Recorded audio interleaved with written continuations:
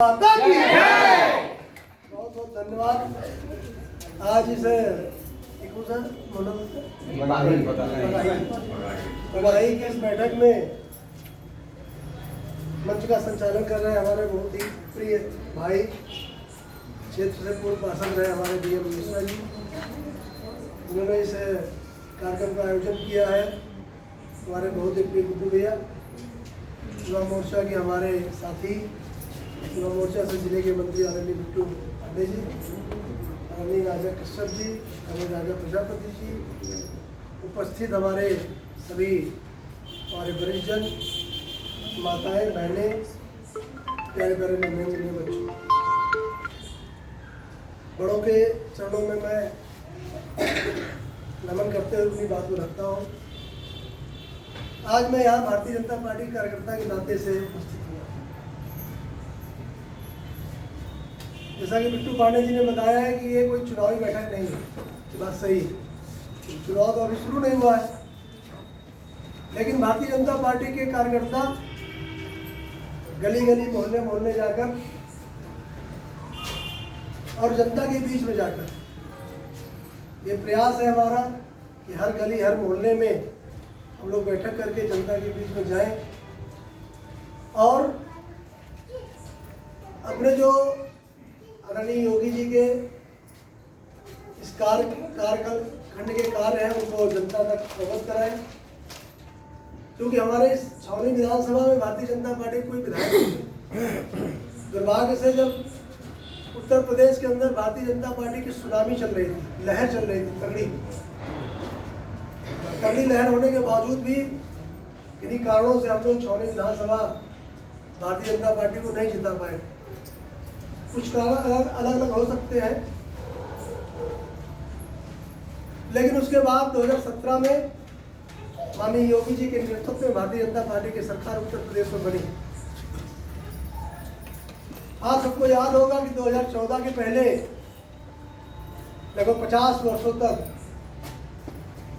इस देश में कांग्रेस या उससे निकले हुए लोगों की सरकारें रहा। भारतीय जनता पार्टी की सरकार 2014 में माननीय मोदी जी के नेतृत्व में बनी थी। उसके पहले 1998 से लेकर 2004 तक अटल जी के नेतृत्व में भारतीय जनता पार्टी की सरकार केंद्र में थी। मैं आप सबको याद दिलाना चाहता हूँ कि जब 1998 में पहली बार केंद्र में सरकार बनी थी, यहाँ पे हमारे बहुत सारे बुजुर्ग जो बैठे हैं इनको याद होगा, 1998 के पहले देश बहुत धीमी गति से आगे बढ़ रहा था। इस देश के अंदर जो सबसे बड़ी सड़क थी, जो सबसे बड़ा मार्ग था, शेरशाह सूरी मार्ग नाम से जाना जाता था, जिसको GT रोड हम लोग कहते हैं। इससे बड़ी कोई सड़क नहीं थी, कोई भी 4 लेन सड़क हमारे देश के अंदर नहीं थी। देश कच्छप गति से आगे बढ़ रहा था, धीमी गति से आगे बढ़ रहा था। हमारा टाइल्स का और पत्थर का भी काम है, तो राजस्थान से जब कोई ट्रक पत्थर लेकर टाइल्स लेकर चलता था तो उसको 1 महीना यहाँ तक पहुँचने लगता था। 1 महीना एक ट्रक। ऐसे धीमी गति से हमारा देश आगे बढ़ रहा था। उन परिस्थितियों में हमारे माननीय अटल बिहारी वाजपेयी जी ने देश की कमान संभाली। जब अटल जी ने देश की कमान संभाली और प्रधानमंत्री बने तो उन्होंने जो सपना देखा था देश को आगे बढ़ाने का, उन्होंने कहा कि जब वो एक समय कांग्रेस की सरकार में विदेश मंत्री हुआ करते थे, तो विदेशों में जाना उनका हुआ करता, क्योंकि विदेशों में जैसे आवागमन के साधन हुआ करते थे, उस तरह का सपना उन्होंने देखा था। और अपने छोटे से कालखंड में 1998 से लेकर 2004 के बीच 6 साल का कालखंड रहा। पहले 13 दिन की सरकार, 13 महीने की सरकार, 4 इन कालखंड के अंदर उन्होंने देश को तीव्र गति से आगे बढ़ाने का काम किया। 1998 के पहले देश के अंदर अखंड भ्रष्टाचार में डूबा हुआ शासन प्रशासन था। हम लोग जब अखबार रोज उठाते थे, चाय के साथ पढ़ते थे, तो रोज एक नया घोटाला हम लोगों को पढ़ने को मिलता। 1998 में अटल जी की सरकार आई, देश तीव्र गति से आगे बढ़ा, ग्लोबलाइजेशन हुआ। उस कालखंड में कोई भी घोटाला सामने नहीं आया। अटल जी ने जब अमेरिका का दौरा किया और बिल क्लिंटन जी वहाँ के अमेरिका के राष्ट्रपति थे, तो अटल जी ने पूछा कि आपका जो देश है अमेरिका इतना आगे क्यों है। तो उन्होंने कहा कि आपके जो देश की प्रतिभा है, आपके जो भारत देश की प्रतिभा है, चाहे डॉक्टर के रूप में हो, चाहे इंजीनियर के रूप में हो, चाहे साइंटिस्ट के रूप में हो, बड़े बड़े जो जितने भी हमारे देश में बड़े बड़े अच्छे लड़के थे, जो हमारे प्रतिभावान छात्र थे, उनको देने के लिए हमारे पास काम नहीं था और वो प्रतिभा विदेशों में पलायन हो जाती है और उस देश के लिए काम करती है, उस देश को आगे बढ़ाती है। हमारे प्रधानमंत्री जी ने संकल्प लिया था कि हम अपने देश की प्रतिभा का पलायन नहीं होने देंगे और देश के अंदर बड़े बड़े प्राइवेट सेक्टर के बड़े बड़े जो चाहे IT सेक्टर का हो, बड़े बड़े हब यहाँ पर स्थापित किए। हमें याद पड़ता है कि 1998 के पहले कोई भी बहुत बड़ा इंजीनियर होता था, उसकी तनख्वाह 5,000 के ऊपर नहीं हुआ, लेकिन 6 साल के कालखंड में अटल बिहारी वाजपेयी ने शासन करके दिया था। एक इंजीनियर हिंदुस्तान के अंदर तनख्वाह 5,000 से बढ़कर 50,000। तो ये कार्यशैली है भारतीय जनता पार्टी का। भारतीय जनता पार्टी उसके बाद 2004 में जब सरकार हमारी चली गई और 10 साल माननीय डॉक्टर मनमोहन सिंह का शासनकाल रहा, उस शासनकाल के अंदर फिर से पुनः हमने देखा देश अखंड भ्रष्टाचार के रूप में डूबा। भारतीय जनता पार्टी कार्यकर्ता नारा लगाता था कि रामलला हम आएंगे, मंदिर वहीं बनाएंगे और इन भ्रष्टाचारियों को देश से दूर भगाएंगे। मित्रों, लेकिन 10 सालों के अंतर्गत दूसरे देश को लूटा गया, देश को घसूटा गया, देश हमारा पिछली पंक्ति तक पहुंचा। वो आप सब लोगों ने देखा। हम लोग भारतीय जनता पार्टी में कहते हैं हम लोग राजनीति करने के लिए काम नहीं करते। भारतीय जनता पार्टी एक विचारवान पार्टी है।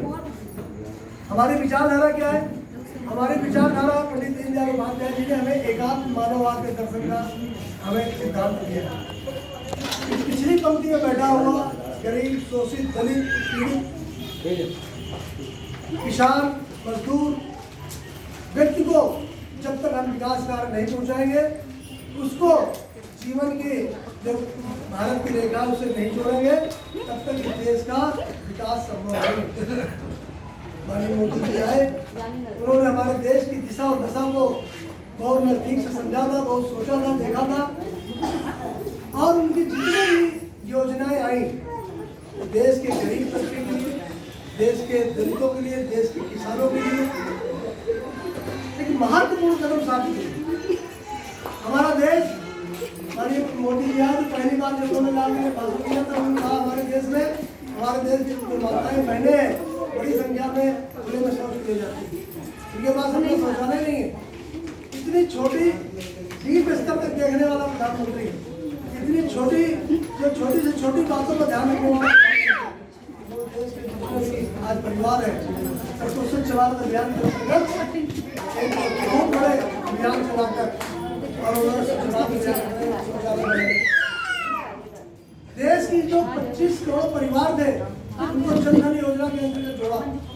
पहले कोई भी योजना आती थी तो कांग्रेस के प्रधानमंत्री हुआ करते थे श्रीमान राजीव गांधी जी, वो कहते थे जब 1 रुपया भेजते तो नीचे 15 पैसा पहुंचता है, 85 पैसा दलालों की जेब में कहा करते थे ना।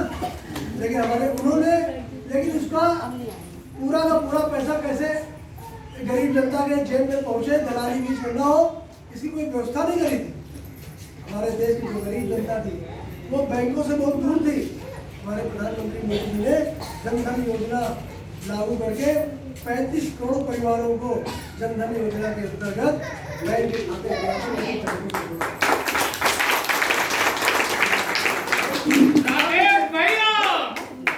आपने देखा होगा इसका लाभ सीधे मिला।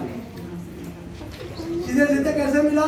चाहे किसानों की सम्मान निधि का मामला हो, जब 2,000 रुपये का बजट प्रधानमंत्री जी बनाते हैं तो पूरा का पूरा 2,000 रुपये बीच में कोई पैसा नहीं जाता।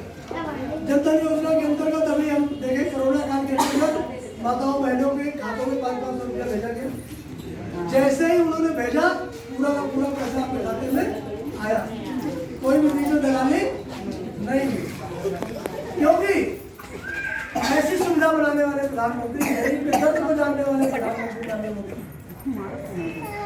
कोरोना काल के अंतर्गत जब उन्होंने देखा कि हमारे देश के रोज कमाने खाने वाले लोग परेशान हैं, उन्होंने मुफ्त में राशन दिया। और ये योजना जो बनाई थी 2 रुपए किलो गेहूँ 3 रुपए किलो चावल वाली योजना, ये 50 सालों तक ये कांग्रेस वाले कहा करते थे कि हमको ऐसी योजना बना दी, लेकिन लागू नहीं कर पाए थे। लेकिन मोदी जी जैसे आए थे, उन्होंने ये खाद्यान्न योजना शुरू करी थी कि 2 रुपए किलो गेहूँ गरीबों को 3 रुपए किलो चावल, कि कोई भी भूखा नहीं रहेगा। तो ऐसी योजना बनाने वाले, गरीबों तक सीधी सुविधा पहुंचाने वाले, उन्होंने प्रधानमंत्री जी के बहुत बड़ी महत्वाकांक्षी योजना कि हर घर को छत देने की योजना कि हर घर को छत देंगे। आपने देखा गांव के अंदर हम लोग जाते थे, गांव में तमाम कच्चे घर दिखते थे, लेकिन आज आगे मोदी जी ने कितनी बड़ी संख्या में प्रधानमंत्री आवास योजना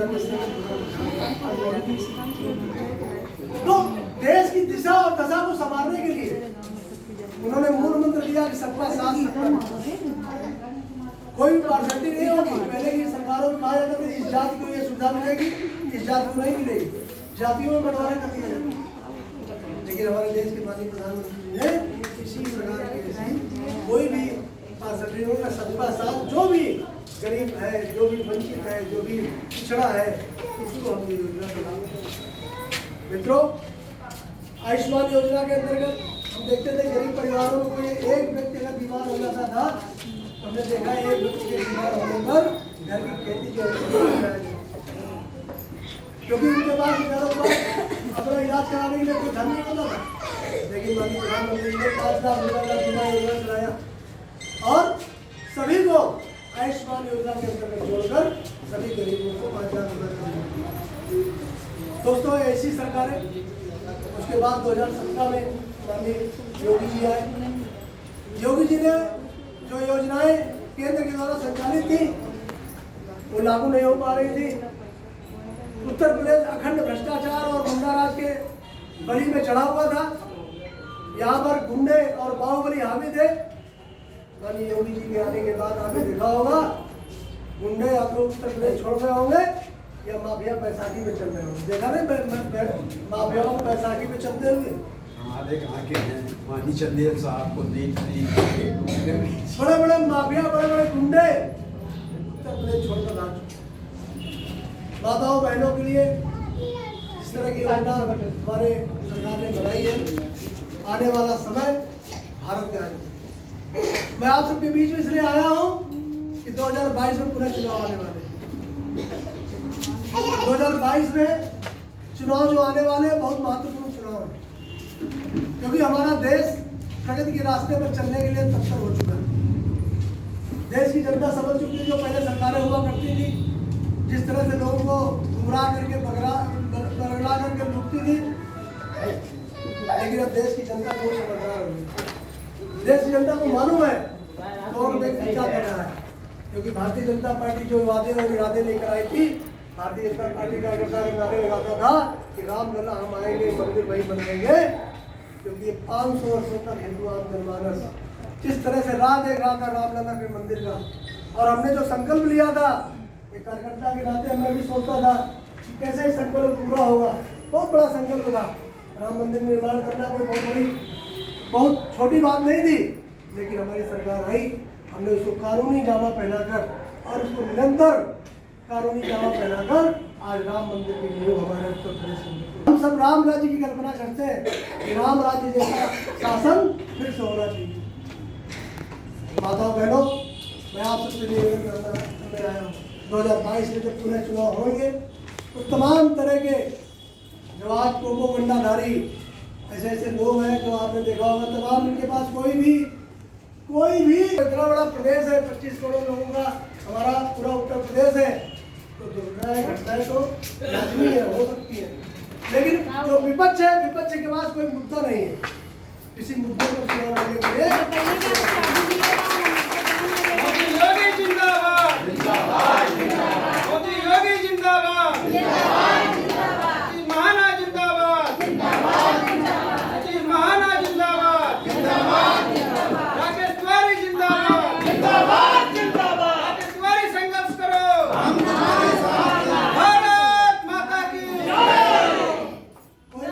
नहीं है इसलिए मैं बता रहा हूँ। मैंने वहाँ बताया था कि रामायण में एक प्रसंग है सूर्पनखा वाला। सूर्पनखा जब भगवान राम को वनवास हो जाता है, भगवान राम जंगल में माता सीता और भाई लक्ष्मण के साथ विराजमान होते हैं, तो वह सूर्पनखा नाम की राक्षसी आती है। जैसे रामायण के बारे में रामलीला देखी होगी या रामायण का देखा होगा, सीरियल देखा होगा, सूर्पनखा आती है ना। सूर्पनखा क्या कहती है, तुम सब